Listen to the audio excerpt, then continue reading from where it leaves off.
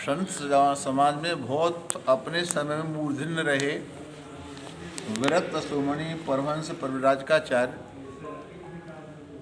जिन्हें मलरिया वाले बाबा के नाम से जानते थे, ऐसे परम पूज्य स्वामी आत्मानंद जी महाराज, मैं सौभाग्यशाली हूँ कि इस शरीर को जन्म देने वाले भी वही थे और उन्होंने 4 पुत्रों को जन्म दिया, चारों को ही सन्यासी बनाया। ऐसे पूज्य स्वामी आत्मानंद जी महाराज का आज 43वां निर्वाण दिवस है। उनका आशीर्वाद, उनकी कृपा हमारे सबके ऊपर बनी रहती है। तो आज उनकी स्मृति में निर्वाण दिवस पर भंडारे का कार्यक्रम है, तो मैं दिल्ली से उनके चरणों में श्रद्धा सुमन अर्पित करने के लिए आया हूँ। साथ ही हमारे महाराज जयराम दास जी महाराज, प्रपन्नाचार्य जी महाराज और ये सब छोटू महाराज, आलोक जी महाराज, ये सब संत महापुरुष और उधर बैठे हैं। इसी दृष्टि से सबका यहाँ आगमन हुआ है। मैं सबका हृदय से बहुत बहुत धन्यवाद करता हूँ। संत परंपरा में, सनातन परंपरा में वीर विक्रमादित्य के बाद और अहिल्याबाई होलकर के बाद पहली बार कोई ऐसा नेता राजगद्दी पर बैठा है जो सनातन की रक्षा कर रहा है, जो विकास के साथ विरासत की बात करता है। और पहली बार लग रहा है कि हिंदुस्तान में हिंदू रहते हैं और विश्व भर में मोदी जी कारण हिंदुस्तान का बहुत सम्मान बढ़ा है। कुछ लोग 2047 तक भारत में गजवाए हिंद की बात करते थे, पर उसी डेट को आज़ादी के 100 वर्ष बाद 2047 तक मोदी जी ने भारत को विकसित भारत, विश्व का गुरु भारत बनाने का संकल्प लिया है। और ये संभव हो पाया है इन संत महापुरुषों की कृपा से। अगर अखिल भारतीय संत समिति नहीं होती,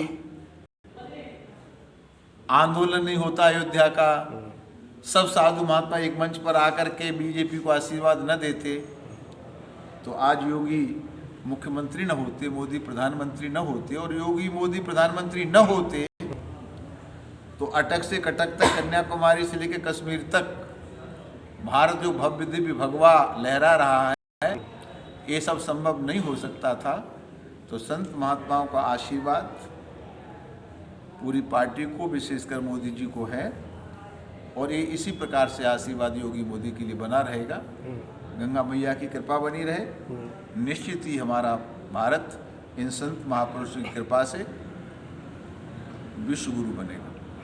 यहाँ पर तो इस पर आपकी क्या टेक है?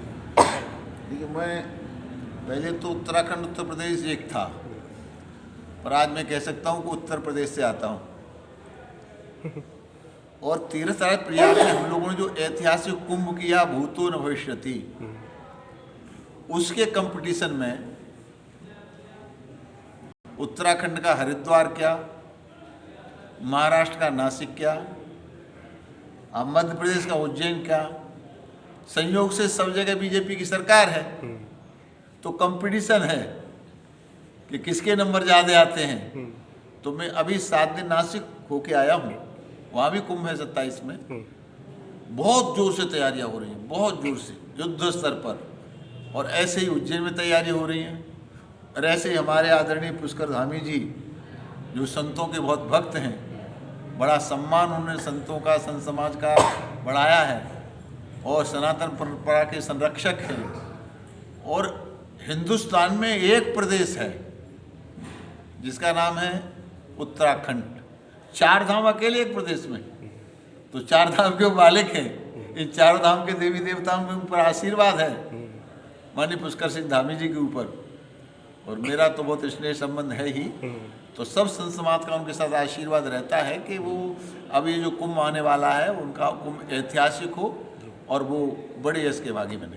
महाराज जी, खासतौर पर आप समझ रहे हैं चीज़ों को, सनातन पर इसका क्या प्रभाव पड़ रहा है? खासतौर पर देखा जाए, कैसा होना चाहिए, क्या नहीं होना चाहिए, क्या कहना है आप? देखिए, जो सनातन विरोधी शक्तियां हैं, जिन्होंने कभी भगवा आतंकवाद जैसे शब्द को मनगढ़ंत किया था, जो ये कहते थे अयोध्या में परिंदा पर नहीं मार सकता, सही बात। जो ये कहते थे मोदी 10 बार भी प्रधानमंत्री बने तो धारा 370 नहीं हटा सकता।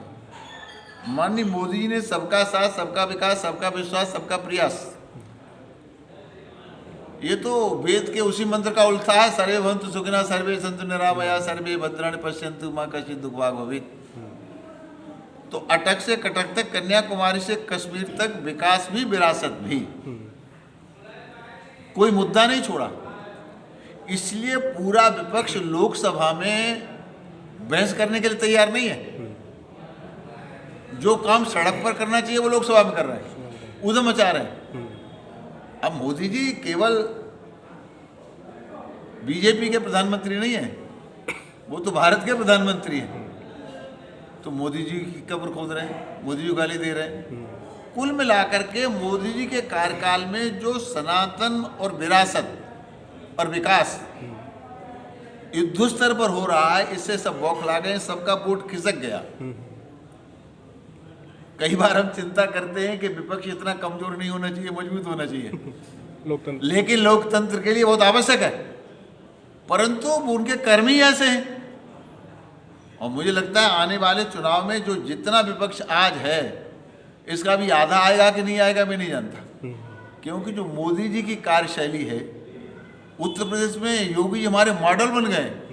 हम जिस भी प्रदेश में जाते हैं लोग कहते हैं जरा महीना 2 महीना के लिए हमें योगी जी को दे दो, योगी जी और उनका बुलडोजर।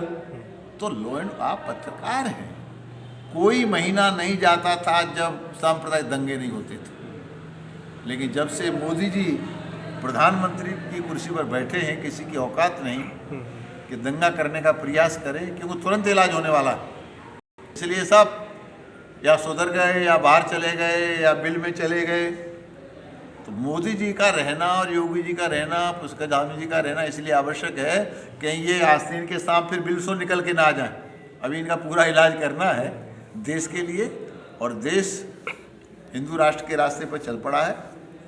2047 तक भारत विकसित भारत होना है, तो ये बहुत बड़ी बात है। हमारा इस यात्रा थी और कभी 2-3 दिन पहले ही जो है ना 20,000 करोड़ कम से कम जो है ना साइन हुए हैं। तो उत्तर प्रदेश को आप किस दृष्टि से देखते हैं? जो ये मैं देख रहा था अभी योगी जी का 20,000 करोड़ के करीब साइन हुए हैं। ये उत्तर प्रदेश कभी उल्टा प्रदेश कहलाता था। नारे लगते थे, खुली दुकान हमारी, बंद दुकान तुम्हारी।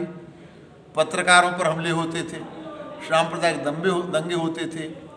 कोई भी निवेशक 1 पैसे का निवेश करने के लिए तैयार नहीं था। जिनका निवेश था बेच के भाग रहे थे। लेकिन जब से योगी जी आए हैं तब से उत्तम प्रदेश बन गया। डबल इंजन की सरकार चल रही है। मैं सौभाग्यशाली हूँ, उन्नाव संसदीय क्षेत्र में बहुत सारे से विकास के कार्य निवेश हो रहे हैं। हमारे यहाँ 2,500 करोड़ की तो हिंदुस्तान की सबसे बड़ी यूनिवर्सिटी पंजाब यूनिवर्सिटी वो बनाई गई है। और अभी बहुत सारी सी योजनाएं वहाँ आ रही हैं, क्योंकि कानपुर लखनऊ के बीच में केवल उन्नाव में ही जगह है। लखनऊ में भी जगह नहीं रही, कानपुर में भी नहीं है। तो उत्तर प्रदेश में निवेशक बहुत दूर से आ रहे हैं। योगी जी विदेश की पहली यात्रा पर गए हैं और बहुत कुछ लेके आ रहे हैं। इसके लिए योगी जी का बहुत बहुत धन्यवाद और बधाई।